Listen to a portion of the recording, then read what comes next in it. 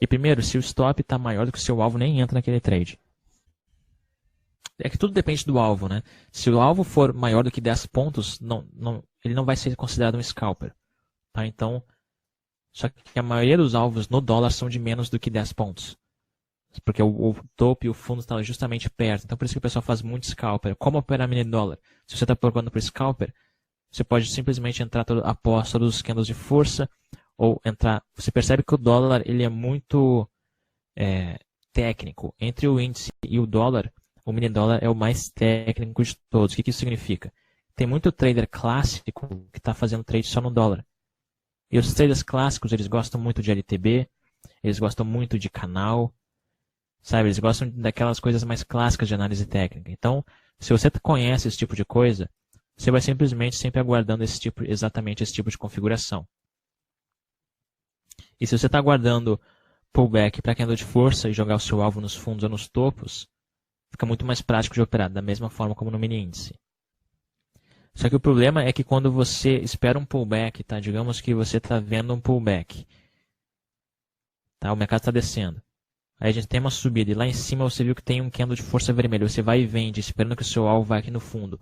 O problema que muitas pessoas, o erro que muitas pessoas cometem é que elas não têm a noção de que pode ser que esse movimento esteja muito grande e pode ser que não vá até o seu alvo lá no fundo, pode ser que pare no 50%. Por exemplo, esse movimento aqui. O mercado estava descendo, né? O mercado tinha um movimento de baixa, estava descendo desde antes. Candle de força lá em cima. Vou entrar após o candle de força fechar, vou botar meu alvo lá embaixo. Só que olha o tamanho desse movimento aqui. Olha o tamanho desse pullback. Claro que nesse movimento aqui, muitas pessoas iam estar mensurando o Fibonacci 50%. Então, o alvo de pessoas que venderam lá após o candle de força e colocaram aqui embaixo, não teve.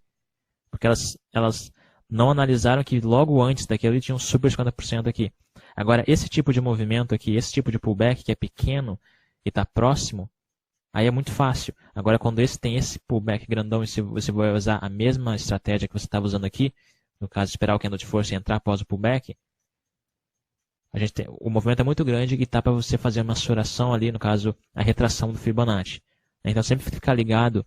Se você está esperando pullback para operar após o candle de força, olha o tamanho do movimento para ver se ninguém vai estar tentando colocar um Fibonacci ali também.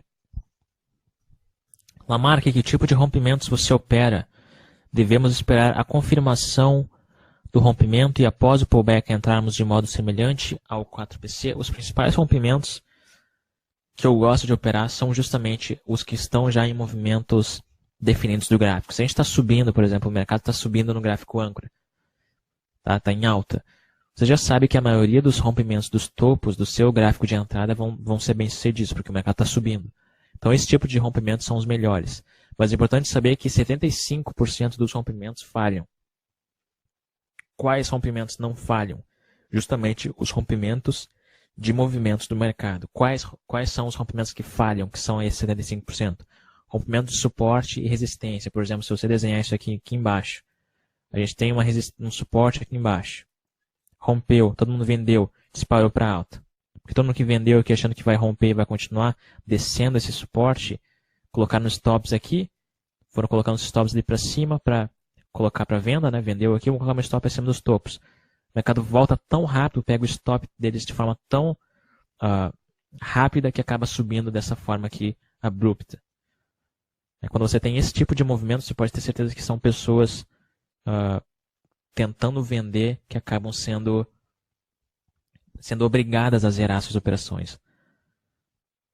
Porque estão levando tão susto, né? Imagina você acredita que vai continuar descendo porque rompeu o fundo anterior. A gente já está descendo. A gente tem esse suporte aqui. Todo mundo vende. E vem esse tipo de sinal. Você percebe que após esse candle aqui a gente disparou de forma geral, né? Então, com certeza, candles de stop, pessoas que estavam vendidas zerando seus trades. Confirmando isso que após fechar lá em cima, a gente volta a descer. Se a gente fosse realmente continuar subindo, a gente faria um pullback e mostraria a mesma quantidade de força sem fazer tantos pullbackzinhos aqui. Márcio, fácil scalper no M1 com um gráfico âncora no M15 e o problema é o stop. Você pode fazer também scalper no M2 ou no M5. A diferença é que na maioria dos seus stops, a posição do seu stop no M5, se você for fazer scalper, vai ser logo abaixo do candle de força. Então vai ser menor do que se você colocar direto abaixo ou acima de um fundo. Ainda usando o gráfico âncora como M15. Primeiro estudo sempre começa pelo M15, Felipe. Então você vai marcar aqui embaixo suporte. No caso, vai marcar direto ali em cima aquela resistência que o mercado está indo para ali. Lembra que antes daquela resistência lá, antes da gente chegar lá, você vai ter essa LTB aqui. Vai ter exatamente no meio do caminho. Então se romper aqui, pode ser que volte ali. Então esses seriam os principais níveis de resistência do mini dólar. Direto essa LTB logo antes de chegar naqueles topos. Portes, quantos gráficos você deixa aberto do mesmo ativo? Eu deixo aberto o M5 e o M15. E no gráfico de entrada eu uso na mesma tela. Então eu fico mudando ali para o M5 e para o M1. Mas eu não uso 3 telas para o mesmo ativo. Alessandro, exemplo de scalper com sinais. Aqui a gente tem estrela. A gente tem engolfo de baixa exatamente na resistência, a entrada abaixo do candle de força, no caso dessa estrela dessa estrela do baixo do doji e abaixo e o stop acima do candle de força para alvo aqui embaixo. Quando chega aqui embaixo a gente tem Haramid alta. Não, na verdade a gente não tem Haramid não aqui embaixo. Quando a gente chega aqui embaixo, a gente não tem sinal nenhum. Mas na próxima vez que a gente chega aqui embaixo, aqui sim a gente tem Haramid alta. Stop abaixo, alvo nos topos. Depois a gente desce de novo, tem mais uma vez Haramid alta com um golfo de alta. Chegou naquele topo lá em cima, a gente tem Haramid baixa. Dojis para baixa. Joga o alvo lá para baixo. Mercado rompe. Você não vai operar esse rompimento aqui, porque é rompimento de uma resistência, de um suporte. A gente não quer operar rompimento de suporte. E além disso, já está no final do mercado. Não é necessariamente rompendo que a gente estaria voltando para essa zona de suporte aqui embaixo.